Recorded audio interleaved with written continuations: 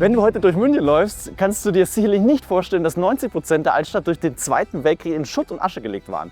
Den Flair der Münchner Innenstadt, der die Stadt in den Augen der Besucherin zur nördlichsten Stadt Italiens macht, haben wir Persönlichkeiten zu verdanken, die nach dem Zweiten Weltkrieg diese Stadt wieder aufgebaut haben. Hey, ich bin Konstantin, euer Barock-Blockbuster. Als Kunsthistoriker reise ich durch ganz Europa, immer auf der Suche nach Kulturerbe, über das niemand redet. Bei mir entdeckst du Europa, wie du es noch nie gesehen hast. Ich nehme dich mit auf einen Spaziergang durch meine Heimatstadt und zeige dir 3 Meisterwerke des Barocks hier in München. Auf dem Weg treffe ich einen Experten, der mir mehr zur Rekonstruktion und den Wiederaufbau erklärt. Bist du ready? Dann let's go! Dir gefällt Kunstgeschichte und du möchtest mehr lernen? Dann folge auch meinem Kanal.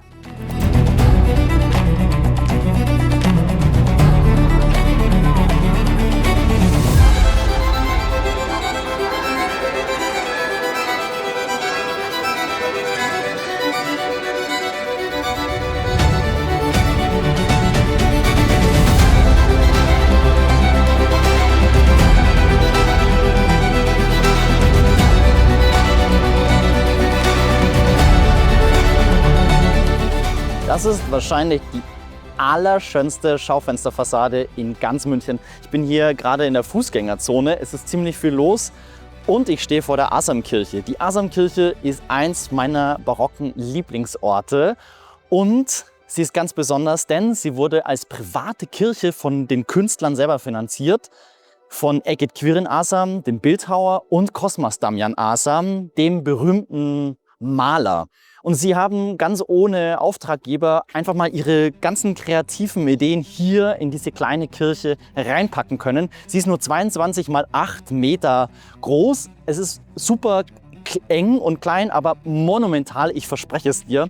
Und daneben gibt es das Atelierhaus und noch eine Priesterhausstiftung, denn sie waren sehr religiös. Und diese 3 Gebäude ergeben hier diesen privaten Komplex der Asamkirche. Die Asamkirche, kann man so sagen, sind so ein bisschen die Reiseerinnerungen, die Fassade der Asams, denn 1713 war Cosmas Damian Asam, der Malerbruder, in Italien, in Rom, und hat dort aus den Händen des Papstes den berühmten San Luca Akademiepreis entgegengenommen. Und mit diesem neuen Ruhm ist er dann nach Bayern gegangen und hat hier ganz viele Aufträge abgesandt. Und diese Fassade ist so ein Konglomerat aus Zitaten, die man auch in Rom findet. Ich erkläre dir das mal. Also, du findest diese Schwünge wie von Borromini in seiner berühmten ikonischen Kirche San Carlino. Du findest hier diese echt aussehenden Felsbrocken. Das hat Bernini gemacht in seinem Vierströmebrunnen. Du findest außerdem hier den heiligen Nepomuk. Das ist eine Kirche Santa Stimate di San Francesco. Das ist gerade während des Aufenthalts der Asam gebaut worden, der hier eigentlich in seiner Apotheose, auf seinem Weg in den Himmel gezeigt wird. Diese Fassade ist das Krasseste, was du dir in ganz Europa an Fassadengestaltung des Spätbarocks vorstellen kannst. Und ich treffe jetzt gleich einen Experten, der mir mehr zur Baugeschichte und vor allen Dingen zum Wiederaufbau nach dem Zweiten Weltkrieg erzählen kann. Let's go! Servus Andreas. Hallo Konstantin. Schön, dass du dir Zeit nimmst. Du bist ja Professor für Entwerfen, Umbau und Denkmalpflege an der TU München und weißt wahrscheinlich ganz viel über die Rekonstruktionen nach dem Zweiten Weltkrieg von so großen barocken Meisterwerken wie hier der Asamkirche. Möglicherweise, ja. Lass uns das rausfinden, und vor allen Dingen, ich schaue ja heute in dieser Folge drauf, was Erwin Schleich, dieser Architekt, der alle diese barocken Gebäude restauriert und rekonstruiert hat, was der für einen Beitrag, wie der mit Denkmalschutz und dem Kulturerbe umgegangen ist. Und vielleicht gehen wir einfach schon mal in unseren ersten Spot in die Asamkirche rein, würde ich sagen. Bist du ready? Okay, let's go.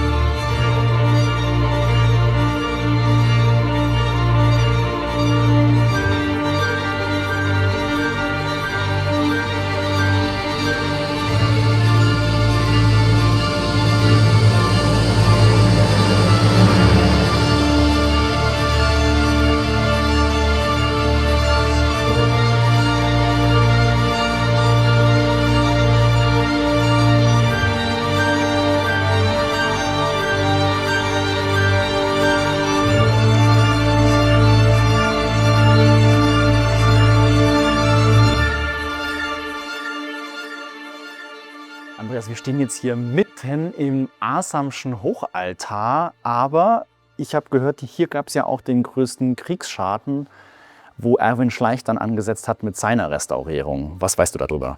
Erwin Schleich hat hier eine starke Veränderung vorgefunden, die einerseits einen Kriegsschaden hatte, aber auch schon vorher immer wieder verändert war. Und ab diesen Säulen hier ungefähr ist das alles Erwin Schleich. Er hat das, man könnte sagen, rekonstruiert, wobei das nicht ganz der richtige Ausdruck ist, weil Rekonstruktion immer davon ausgeht, dass es das Ding so bereits gab. Das gab es so nicht, sondern er hat eine Lichtführung von Bernini mit bestimmten Figuren von den Asams kombiniert. Er hatte für alles immer Referenzen und hat diese Referenzen neu kombiniert. Er wusste ganz genau, was er da tut und hat sozusagen Dinge, wie es hätte sein können, hat er kombiniert. Was entstanden ist, kann man sagen, so war es ganz bestimmt nicht. Aber es produziert natürlich einen Raumeindruck, der gut zu der Asamkirche, würde man sagen, passt. Die klassische Denkmalpflege hat das nicht so gerne. Die möchte natürlich immer wissenschaftlich sein, möchte auch substanzorientiert arbeiten.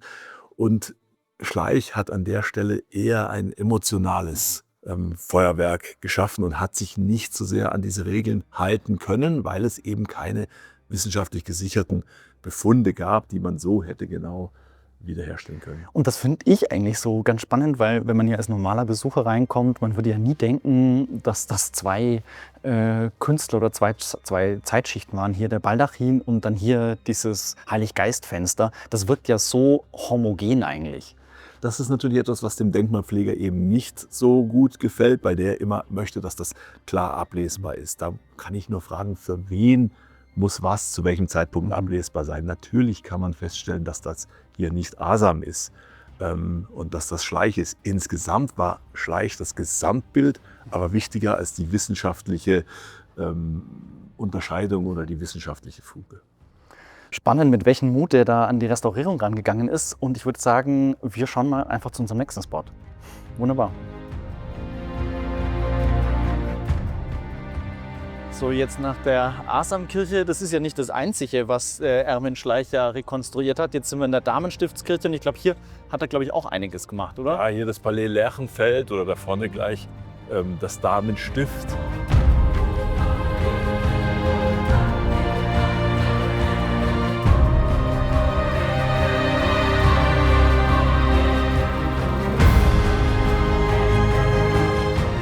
Das ist die Damenstiftkirche. Ja, Gunnesreiner steht sogar dran.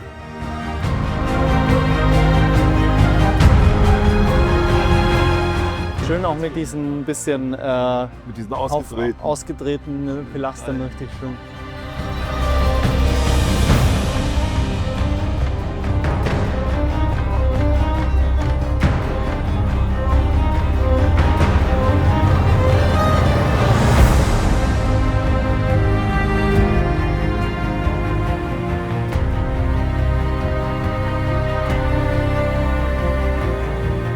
Münchner kennen ja nicht mal diesen Ort. Also ich würde schon sagen, das ist so ein bisschen so ein Geheimtipp. Aber wo sind wir jetzt hier?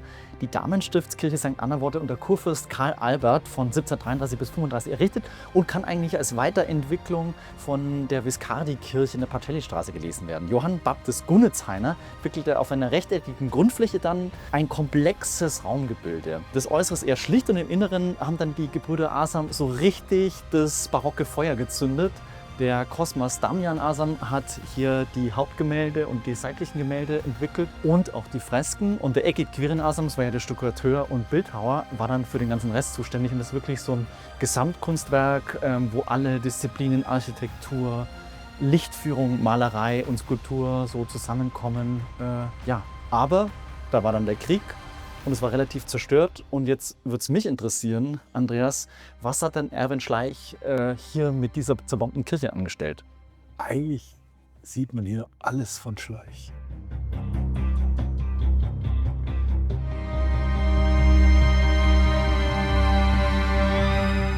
Andreas, das würde mich jetzt interessieren, du als Experte für den Wiederaufbau und Erwin Schleich, was hat dieser Architekt jetzt dann bei der Rekonstruktion anders gemacht oder neu gemacht?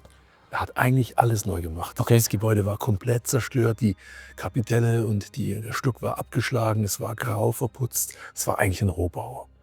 Und Schleich hat dann zusammen mit Geistlichen Rat Dr. Bader quasi angefangen, diese Kirche zu rekonstruieren. Und sie hatten im Prinzip vor allem Fotos, Schwarz-Weiß-Fotos. Das ist auch der Grund, warum diese Farbigkeit hier so seltsam ist für eine barocke Kirche, weil sie quasi nur Schwarz-Weiß-Fotos hatten und nicht wussten, wie die Farben waren. Die Gemälde haben sie dann quasi als Grisaille, in einer Grisaille-Technik in Sepia, Braun, Weiß rekonstruiert. Aber es ist alles, was man hier eigentlich sieht, ist im Prinzip nachempfunden worden. Und Schleich hat ja viele barocke Kirchen gekannt und hat die Bilder wahrscheinlich schon anders interpretiert, als wir das könnten. Aber es ist tatsächlich eine komplette Rekonstruktion. Und die Grisaille-Technik gab es ja damals im 18. Jahrhundert, wo die Asams das hier ausgestattet haben, gab es ja schon. Jetzt inwiefern ist das irgendwie ein Bruch oder eine Kontinuität, die Schleich hier markiert? Naja gut, also einmal bringt diese Grisaille-Technik eigentlich zum Ausdruck, dass man relativ genau sieht, dass das kein original barockes Gebäude ist. Das ist, glaube ich, das war an der Stelle sogar Schleich wichtig, dass man das erkennen kann, dass das eben eine Rekonstruktion ist an der Stelle. Zum anderen, das ist vielleicht jetzt nur meine Meinung, zum anderen finde ich, ist, dass sich diese Grau-Weiß-Technik besonders gut mit der Architektur verbindet und deswegen eigentlich diesen Übergang, diese Vermischung von Architektur und Malerei hier in der Damenstiftkirche ganz besonders gut ist und besser als oder einleuchtender als in vielen anderen barocken Kirchen. Also das heißt, eigentlich macht Schleich hier aus der Not eine Tugend und schafft es so, dass der Raumeindruck eigentlich fast noch verstärkt wird, könnte man so sagen. Also ja. ich würde das so sehen, so könnte man das meiner Meinung nach sagen. Und es entsteht tatsächlich ein Gesamtkunstwerk, ein Raumkunstwerk, was es so nicht gegeben hat. Ja, spannend. Andreas, deine Perspektive auf Erwin Schleich hier bei dieser Rekonstruktion. Und ich finde, wir sollten uns mal eine weitere Arbeit von Erwin Schleich noch anschauen. Bist du ready? Let's go!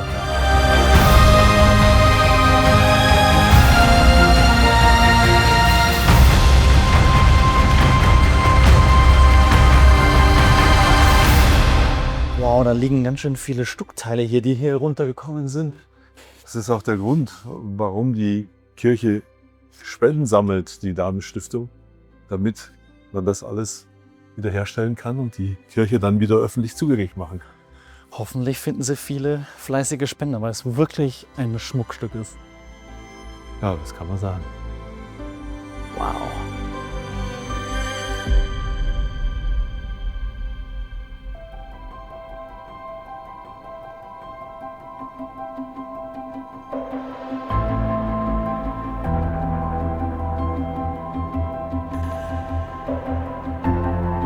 Ich bin jetzt sehr gespannt auf das nächste Schleichprojekt und wir nehmen jetzt zum Preysing-Palais einen Schleichweg, Andreas.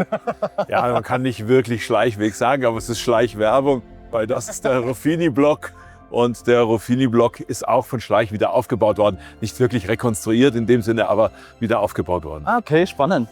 Dann schleifen wir uns mal. Schleich dich.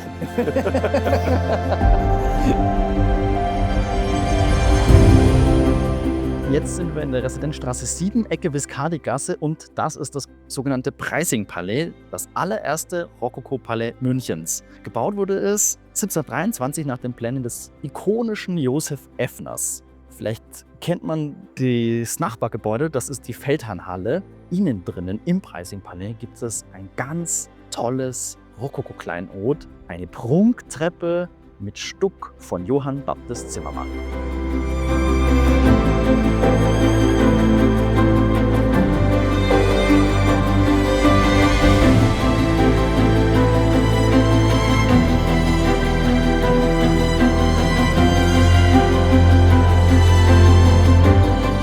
Jetzt sind wir ja im Herzen im Prunktreppenhaus, das Erwin Schleich auch rekonstruiert hat. Was macht das Preysing-Palais in seinen Projekten nach dem Zweiten Weltkrieg so besonders? Es ist das erste Projekt, was er rekonstruiert hat. Er war da noch wirklich ein ganz junger Architekt und es ist, glaube ich, diese Verbindung von rekonstruierten barocken Palais und aber neuer Nutzung, moderner Nutzung, wesentlich mehr Quadratmeter, innen 8 Geschosse, außen 4 Geschosse.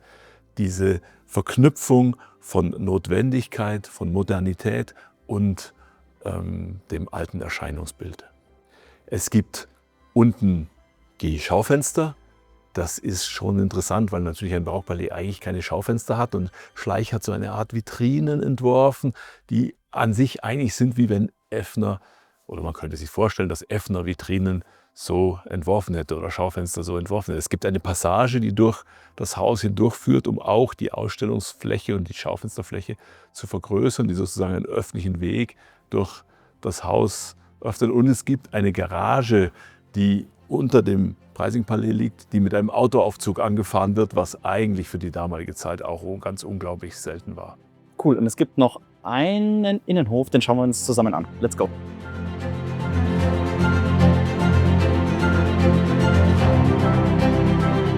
Und das ist jetzt der Innenhof, Andreas, von dem du so geschwärmt hast, den Erwin Schleich neu gestaltet hat. Was findest du so cool dran? Also es ist tatsächlich extrem interessant. Das Gebäude hatte ursprünglich einen quadratischen Innenhof. Schleich hat einmal die Außenform tatsächlich sehr originalgetreu rekonstruiert.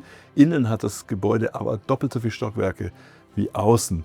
Und das ergibt natürlich das Problem, wie macht man dann da eine Fassade. Deswegen gibt es auch diese Fenster, liegen alle quer.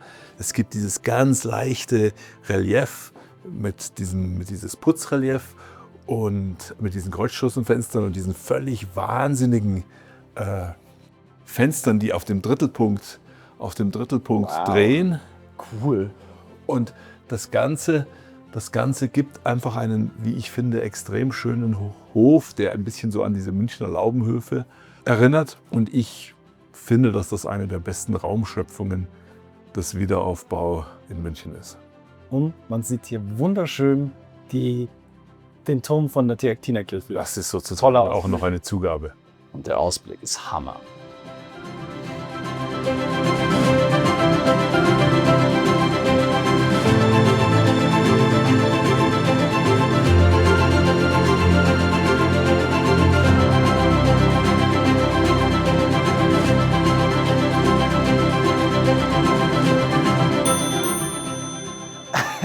Das war ein ziemlicher Ride durch München, meine Heimatstadt.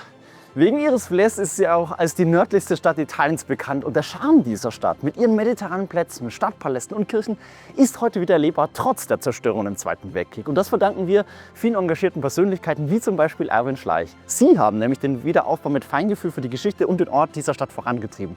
In der Reportage habe ich dich mitgenommen auf dem Weg durch die Innenstadt von München zu 3 Meisterwerken des Barock, der Assamkirche, der Damenstiftkirche und dem Preysing-Palais. Ich hoffe, du schaust nun mit anderen Augen auf diese Meisterwerke, wenn du das nächste Mal in München bist. Diese Orte sind nur noch da, weil sich Generationen vor uns um sie gekümmert haben. Ich sehe das als Auftrag an mich und an uns, dass wir uns mehr mit den Techniken und Ideen anderer Epochen beschäftigen.